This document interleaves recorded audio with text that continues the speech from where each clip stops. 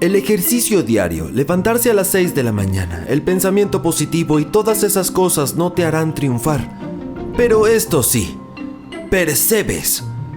Estos artrópodos convirtieron a una persona en una estrella mundialmente famosa. La historia comienza a finales de 1831 con uno de los viajes alrededor del mundo más importantes de la historia.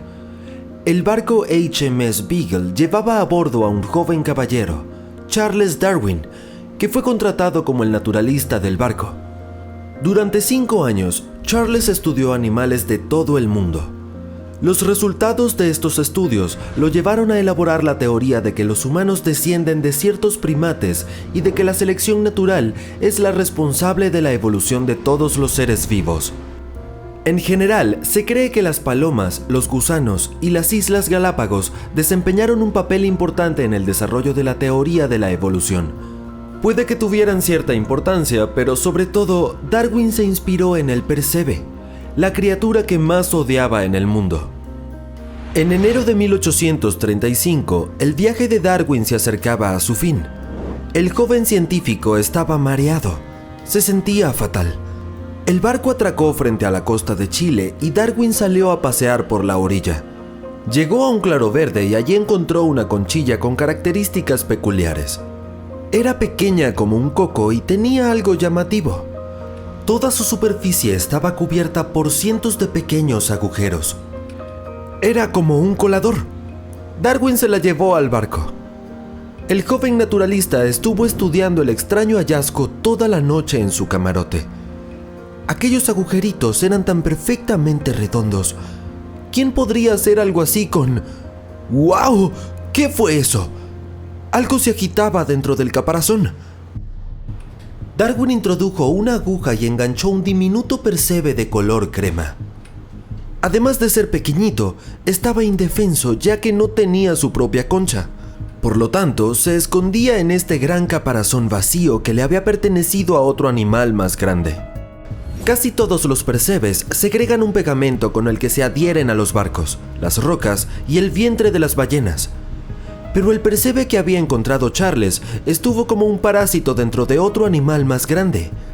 Darwin fue el primer científico que descubrió esta insólita especie de percebe. Pero, ¿por qué esta criatura no tenía su propio caparazón? En aquel momento no tenía ni idea de lo mucho que estos animales cambiarían su vida. La vuelta al mundo finalmente terminó y Charles regresó a Inglaterra. Se casó, formó una familia y escribió diferentes obras sobre su viaje y sobre los arrecifes de coral. Cierta vez leyó un libro sobre el hambre y la lucha de la supervivencia. Su autor afirmaba que la gente sobrevivía porque podía adaptarse a cualquier condición.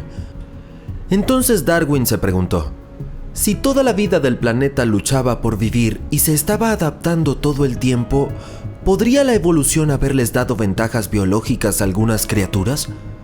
En consecuencia, las criaturas que nacían con ciertas ventajas podrían alimentarse bien y también reproducirse más. Sus hijos, por otra parte, heredarían las mismas ventajas. Darwin llegó a la conclusión de que las especies evolucionaban a causa de la lucha por la supervivencia. Esta teoría fue alucinante en su momento. Darwin le describió su idea a la comunidad científica, pero la tomaron con mucho escepticismo. Darwin tenía que demostrar que era cierta.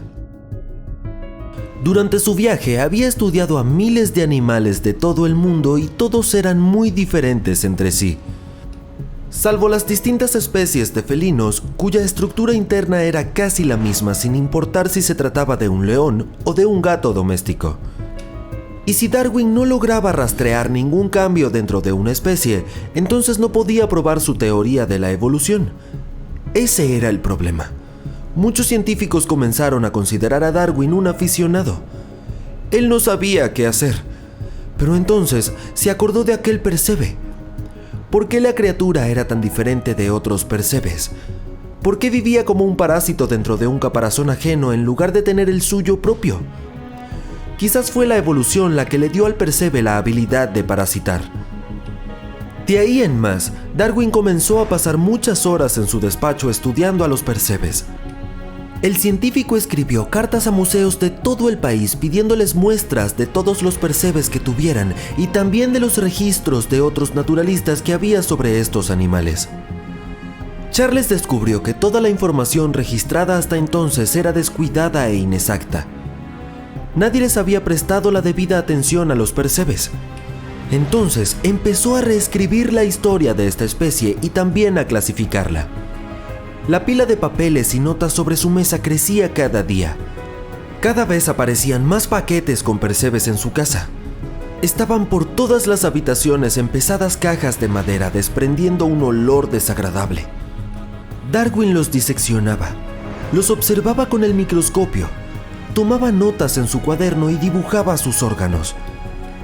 Era una tarea difícil y muy minuciosa. Trabajaba tanto, sin tomarse descansos, que a veces se enfermaba por tanta exigencia. Sufría migrañas, pesadillas y trastornos intestinales.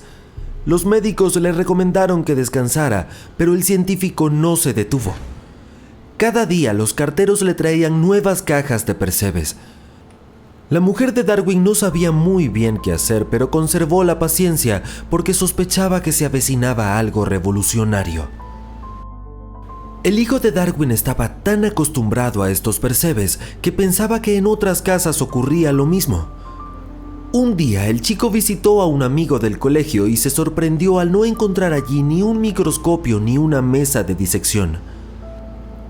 El amigo le dijo que su padre no tenía esos objetos.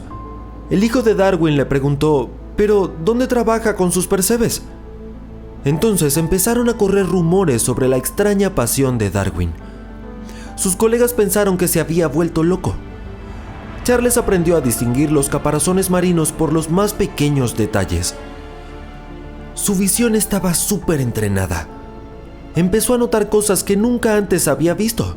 Por ejemplo, un percebe tenía la boca más ancha y el otro el caparazón más fino. En un comienzo los órganos de los artrópodos eran similares, pero luego comenzaron a evolucionar en diferentes direcciones. Así fue entonces como fueron apareciendo nuevas especies. Algo similar sucedió con los mamíferos. Las aletas de los delfines provienen de unas patas primitivas, y lo mismo ocurre con las alas de los murciélagos. Estos cambios demostraban la existencia de la selección natural. Todo esto había estado siempre delante de los ojos de Darwin, pero él no lo había notado. Los percebes fueron su dolor de cabeza durante muchos años, pero al final lo llevaron al éxito. El famoso libro sobre el origen de las especies estaba listo, pero Darwin tenía miedo de publicarlo. Cualquier descubrimiento significativo o idea nueva revuelve la mente de la gente. A Charles le preocupaban las críticas despiadadas y que la comunidad científica se negara a aceptar su teoría. Pero entonces se enteró de la existencia de otro naturalista británico, Alfred Russel Wallace, que quería compartir con el mundo una idea sobre la evolución similar a la de Charles. Presentaron simultáneamente sus trabajos y ambos recibieron honores del mundo científico. Sin embargo, por alguna razón, solo el nombre de Darwin alcanzó fama mundial. El libro fue toda una sensación, no solo en el ambiente científico, sino también entre el público en general. ¿Recuerdas esa imagen en la que un simio andante se va enderezando y convirtiéndose en humano? Bueno, es una ilustración inspirada en las ideas del gran científico. Darwin pasó a la historia para siempre. Quizá la teoría de la evolución no hubiera prosperado sin aquel caparazón que encontró en la costa de Chile, el joven naturalista que iba a bordo del HMS Beagle. La influencia de Darwin fue tan significativa que su rostro apareció en un billete de 10 libras junto al HMS Beagle, una lupa y la fauna que estudió durante sus viajes. Por desgracia, el Banco de Inglaterra dejó de emitir estos billetes en 2018. Por cierto, seguro que has oído de la famosa frase que habla de la supervivencia del más fuerte. Resulta que no fue a Charles Darwin a quien se le ocurrió. La frase apareció por primera vez en las páginas del libro Principios de Biología de 1864.